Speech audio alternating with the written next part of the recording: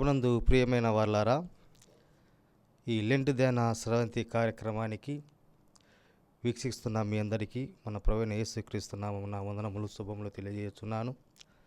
ఇటువంటి మహత్తర కార్యమును ఏర్పాటు చేసి దాన్ని సహకరించి ప్రోత్సహిస్తున్నటువంటి మన ప్రీతమ బిషప్ తండ్రుల వారు the right reverend doctor P Isaac Varaprasad తండ్రి గారికి మరియు భారతి తల్లి గారికి నా హృదయపూర్వకమైన వందనములు తెలియజేస్తూ ఉన్నాను.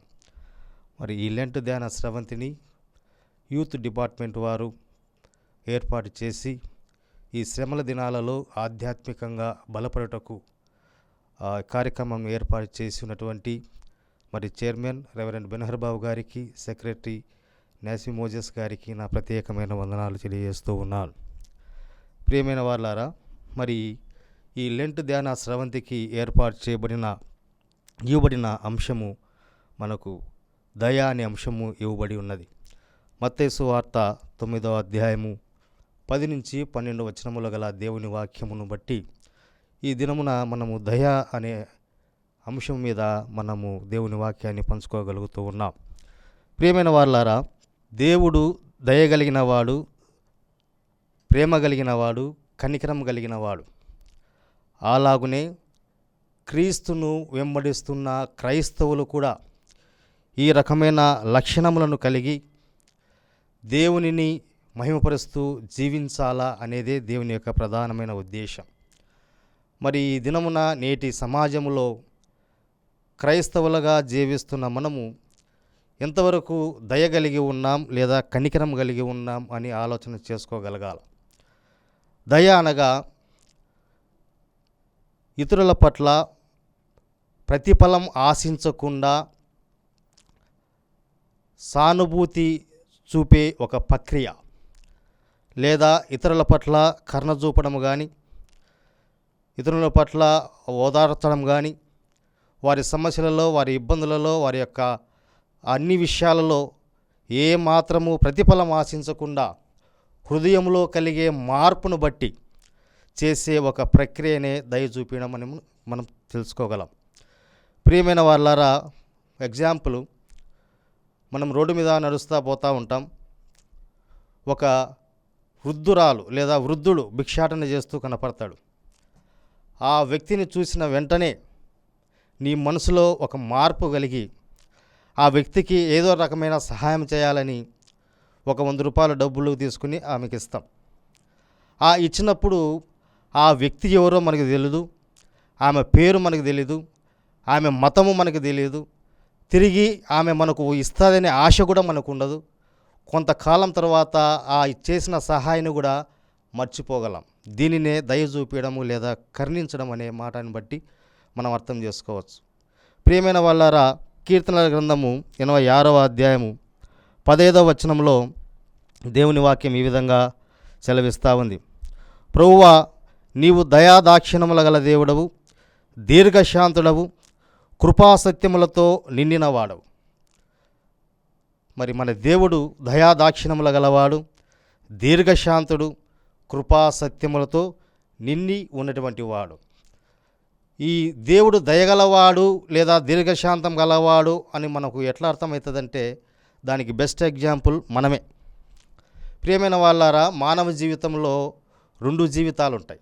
ఒకటి కంటికి కనపడే జీవితం ఒకటి ఉంటుంది, కంటికి కనపడని జీవితం ఒకటి ఉంటుంది. కంటికి కనపడే జీవితం అందరికీ తెలుసు, కానీ కంటికి కనపడే జీవితం నీకు దేవునికి మాత్రమే తెలుసు. నీవు ఏమేమి ఉన్నావో, నీ స్థితి ఏంటో, నీ యొక్క ఆలోచనలు ఏంటో, నీ యొక్క మనస్తత్వం ఎలాంటిదో అది నీకు దేవునికి మాత్రమే తెలుసు. మరి నువ్వు కనపడే జీవితం ఒకటి ఉంటుంది, కనపడని జీవితం ఒకటి కలిగి జీవిస్తున్నప్పటికీ దేవుడు నిన్ను, నీ కుటుంబాన్ని ఒక ఉన్నత స్థితిలో ఉంచుటకు ఆయన దయ చూపినాడు కనుక ఒక ఉన్నత స్థితిలో మనం ఉంటున్నాం. ప్రియమైన వాళ్ళారా, దేవుడు నీకు ఇచ్చిన ఆ స్థితిని బట్టి విర్రవీగక దేవుని దయవలనే నేను జీవిస్తున్నాను అనే మనసు కలిగి మనం జీవించగలగాలి. నువ్వు ఏం చేస్తున్నావో దేవునికి తెలుసు, నువ్వు ఏం మాట్లాడుతున్నావో దేవునికి తెలుసు. అయినప్పటికీ నిన్ను క్షమించి నీ మీద దయ చూపించి నిన్ను నీ కుటుంబాన్ని పోషిస్తున్న దేవునికి మనం ఎల్లవేళలా కృతజ్ఞతాస్తుతులు చెల్లించవారమే ఉంటూ ఉన్నాం. మరి మన స్థితిని బట్టి దేవుడు దయగలవాడని మనమే ఒక ఎగ్జాంపుల్గా ఈ సొసైటీలో బతుకుతూ ఉన్నాం. ప్రియమైన వాళ్ళారా, మరి ఎవరిపై దేవుని దయ ఉంటుంది? దేవుని దయ ఎలాంటి వ్యక్తుల మధ్య ఉంటుంది అనేది ఒకసారి ఆలోచన చేస్తే, సామెతల గ్రంథము 3వ అధ్యాయము 34వ వచనం, దీనుల ఎడల ఆయన దయచూపును. ఎవరైతే దీనత్వం కలిగి ఉంటారో, ఎవరైతే తగ్గింపు జీవితం కలిగి ఉంటారో వారి పట్ల దేవుని దయ మెండుగా ఉంటుంది. తగ్గింపు లేకుండా దేవుడు నీకు ఇచ్చిన స్థితిని బట్టి విర్రవీగి అహంకారంతో నువ్వు బ్రతికినట్లయితే నీవు దేవుని దయను పొందుకోలేవు. దీనత్వం కలిగి ఉండాలి. ఎంత ఎదిగినా ఒదిగి ఉండేది మనం నేర్చుకోగలగాల. మరి ముఖ్యంగా యూత్ డిపార్ట్మెంట్ వారు నిర్వహిస్తున్న లెంటు ధ్యాన స్రవంతిలో యవనస్తులకు అర్థమయ్యే రీతిగా మీకు దీనత్వం గురించి కొన్ని విషయాలు మనం దేవుని వాక్యం రూపంలో చర్చించుకుందాం. మనకందరికీ ఫోన్స్ ఉన్నాయి. ఈ ఫోన్స్లో రీల్స్ అనేటివి ఉంటాయి. ఆ రీల్స్లో బాయ్స్ యాటిట్యూడ్, గర్ల్స్ యాటిట్యూడ్ అని 2 రీల్స్ మాదిరి వస్తాయి. ఈ రీల్స్ ఏంటంటే, ఒకడు నడుచుకుంటూ పోతుంటాడు, వాని వస్తువు ఒకటి కింద పడుతుంది, వంగి ఆ వస్తువును వాడు తీసుకోడు, వేరే వాడు వచ్చి ఆ వస్తువును తీసి వీనికి ఇవ్వాలి. అదే యాటిట్యూడ్. దానికి ఒక బీజిఎం పెట్టుకొని, ఒక మ్యూజిక్ పెట్టుకొని, ఈ రకంగా ఆ యాటిట్యూడ్ చూపించడము ఈ నేటి కాలంలో ఒక ట్రెండ్గా మారిపోయింది. అంటే పొగరుగా జీవించడం, తల పొగరుగా ఉండి జీవించడం. ఎంత పొగరుగా ఉంటే అంత విలువ నీకు. ఎంత అహంకారంగా నువ్వు ప్రవర్తిస్తే అంత విలువ.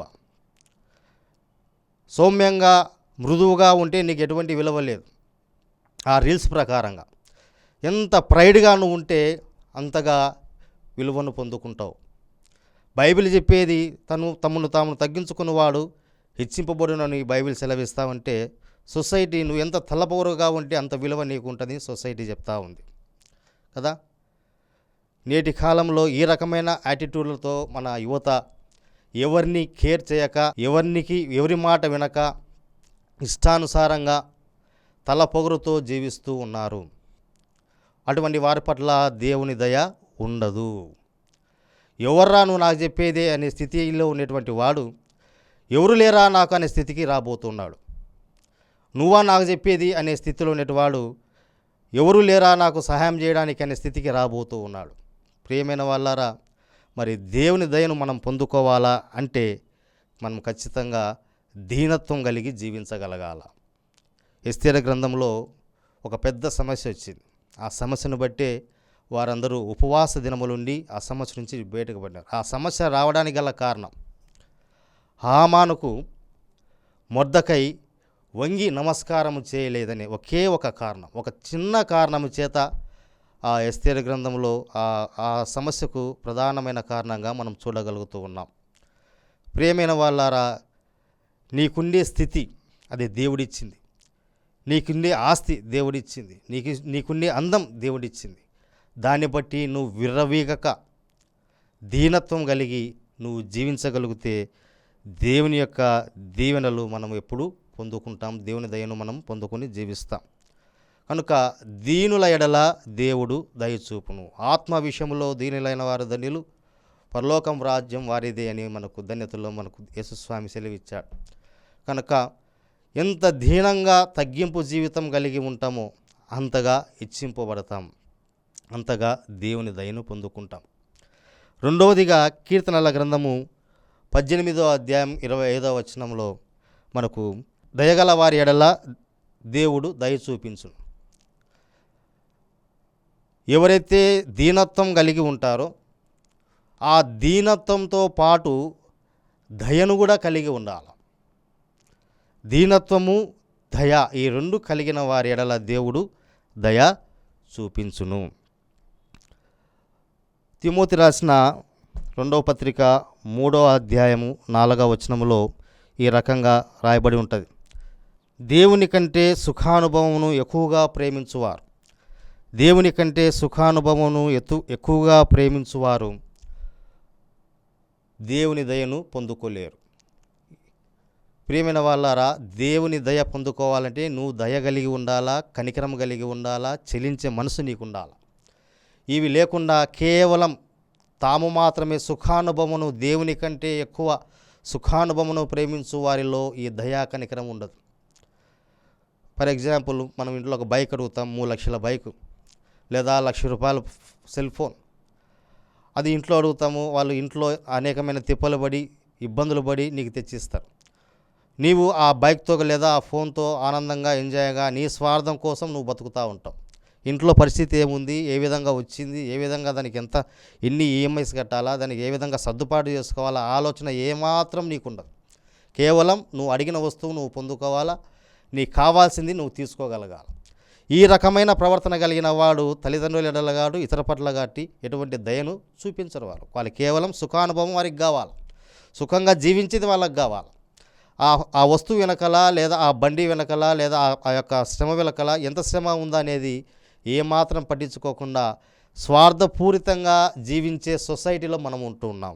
ఒకవేళ అడిగింది ఇప్పకపోతే మాట్లాడకపోవడము, అన్నం తినకపోవడము, కొట్లాడడము, ఎదురు తిరగడము, ఆత్మహత్య చేసుకోవడము, ఇంట్లోంచి పారిపోవడం, ఈ రకమైన ధోరణిలో నేటి సమాజంలో మనం ఉంటూ ఉన్నాం. ప్రియమైన వాళ్ళారా, నీకు అడిగిన వస్తువు నీకు ఇప్పించేదానికి వారు ఎంత శ్రమ పడతారో, వారి ఇబ్బందులు ఎన్ని ఉన్నాయి అని ఆలోచన చేయకుండా నీ సుఖం కోసం, నీ సౌఖ్యం కోసం అనేక మందిని ఇబ్బంది పెట్టి ఏ మాత్రం కనికరం లేకుండా, ఏ మాత్రం దయ లేకుండా నీవు జీవిస్తున్నావేమో, అటువంటి నీపై దేవుని దయ ఎప్పటికీ ఉండదు. దయగల వారిపై దేవుడు దయ చూపించును. నీ ఇంట్లో పరిస్థితి నువ్వు అర్థం చేసుకోగలగాలి, నీ చుట్టుపక్కల పరిస్థితి నువ్వు అర్థం చేసుకోగలగాలి. ఎవరో మెచ్చుకోవాలా, ఎవరో చూడాలా అని ఇంట్లో వారిని కష్టపెట్టి స్తోమతకు లేకున్నా అప్పులు చేసి నీ సుఖాన్ని నీవు తీసుకున్నట్లయితే దేవుని దయను నువ్వు ఎన్నటికీ పొందుకోలేవు. కాబట్టి దేవుని దయను మనం పొందుకోవాలంటే మొదటగా దీనత్వం కలిగి ఉండాలా. రెండవది దయ చూపడం నేర్చుకోవాలా, కరుణించడం నేర్చుకోవాలా. ఈ రెండు ఉన్న వారిపై దేవుని దయ పుష్కలంగా ఉంటుంది. మరి సంఘంలో మనం దయ కలిగి ఉన్నామా, కనికరం కలిగి ఉన్నామా, లేదా క్షమించే గుణం కలిగి ఉన్నామా అనేది ఒకసారి మనం చెక్ చేసుకోగలగాలి. ఆదివారం గుడికి పోతాం, ప్రభుభోజన సంస్కారం జరుగుతుంది. ప్రభుభోజన సంస్కారం జరిగే సమయంలో సమాధానం అందిస్తాం. ఆ సమాధానం అందించే వ్యక్తి కానీ, తీసుకునే వ్యక్తి కానీ అది నిజమైన సమాధానమా లేదా చూపుడుకు ఇచ్చే సమాధానమా అని ఒకసారి పరిశీలన చేసుకోవాలి.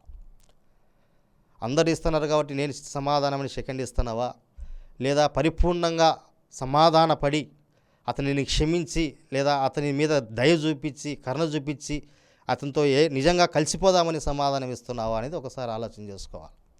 అందరు ఇస్తున్నాం, మనం ఇస్తున్నాం అనే ధోరణితో నీవు ఉండకూడదు. ఎందుకంటే దేవుని దయ పొందుకోవాలంటే మనం కూడా దయ చూపించగలగాల, క్షమించగలగాల, కరుణించగలగాల, కలవగలగాల, సమాధాన పడగలగాల. ప్రతి ఆదివారము సమాధానం తీసుకుంటాం, అది చూపుడుగానే సమాధానంగా ఉంటుంది. నిజమైన సమాధానంగా ఈ సంఘంలో పరిపూర్ణమైన సమాధానం పొందుకొని మనం జీవించటం లేదు. రెండవది ప్రభు ప్రార్థన మనం చేస్తాం. మా ఎడల అపరాధములను మేము క్షమించిన ప్రకారము మా అపరాధములను క్షమించుము. ఈ మాట కూడా ఎంత కరెక్టో మనం ఒకసారి పరిశీలన చేసుకోవాలి. నువ్వు నిజంగా నీ ఎడల అపరాధం చేసిన వారిని క్షమించగలుగుతున్నావా, వాడిని కలుపుకోగలుగుతున్నావా, వాని మీద దయ చూపగలుగుతున్నావా, లేదా మాట రూపంలో నాలుకే కదా అని నాలుక రూపంలో ఆ మాట పలుకుతున్నావా అనేది కూడా మనం ఒకసారి చెక్ చేసుకోవాలి. అందుకే యెషయా గ్రంథంలో దేవుడు 29వ అధ్యాయంలో ఏం చెప్తాడంటే, వీరు పెదవులతో నన్ను గణపరుతురు కానీ వీరి హృదయం నాకు చాలా దూరంగా ఉన్నదనే మాట మనకు చూస్తాం. పెదవులతో మాట పలుకుతున్నాం, చేతులతో సమాధానం ఇస్తున్నాం, కానీ నీ పొరుగువాని పట్ల దయ చూపడం కానీ, కరుణ చూపడం కానీ, జాలి చూపడం కానీ, క్షమించడం కానీ ఏ లక్షణము లేకుండా ఆరాధనలో పాల్గొంటున్నాం, తిరిగి వస్తూ ఉన్నాం. ఈ రకమైన జీవితం మనం జీవిస్తే దేవుని దయను మనము పొందుకోలేము. దీనత్వం కలిగి ఉండాలా, దయ కలిగి ఉండాలా, మరి అందరితో కలుపుకొని అందరినీ కరుణించి దయ చూపించేవానిగా నీవు ఉండగలగాల. ప్రభునందు ప్రియమైన వారలారా, మరి ఈ విధంగా దేవుని దయను పొందుకొని దేవునిలో మనము ఆశీర్వదింపబడాల. మరి అటువంటి కృపా దేవుడు మనకు దయచేయునుగాక. ప్రార్థన చేసుకుందాం. కృపగల తండ్రి, ప్రేమగల నాయన, మరి ఈ చక్కని అవకాశాన్ని మీరు మాకు ఇచ్చినందుకు వందనాలు చెల్లిస్తూ ఉన్నాం. మరి ఇదిగో ప్రభా, మీరు దయగలిగిన వారు దేవా, దయగల వారిపై దయచూపుననే పరిశుద్ధ గ్రంథం సెలవిస్తూ ఉన్నది. ఇదిగో ప్రభా, మేము కరుణించి జాలి చూపించి దయ చూపించే వారిగా నీకు మహిమకరంగా జీవించే కృపను మాకు అందరికీ దయచేయమని, వాక్యం వినిన ప్రతి ఒక్కరిని మీరు దీవించి బలపరచమని వేడుకొనుచున్నాం. ఈ చక్కటి అవకాశాన్ని ఇచ్చిన యూత్ డిపార్ట్మెంట్ వారికి, మరి బిషప్ తండ్రుల వారికి, వారి పరిచయను మీరు దీవించి ఆశీర్వదించమని మా ప్రభువైన యేసుక్రీస్తు ద్వారా అడిగి వేడుకొనుచున్నాం తండ్రి. ఆమెన్.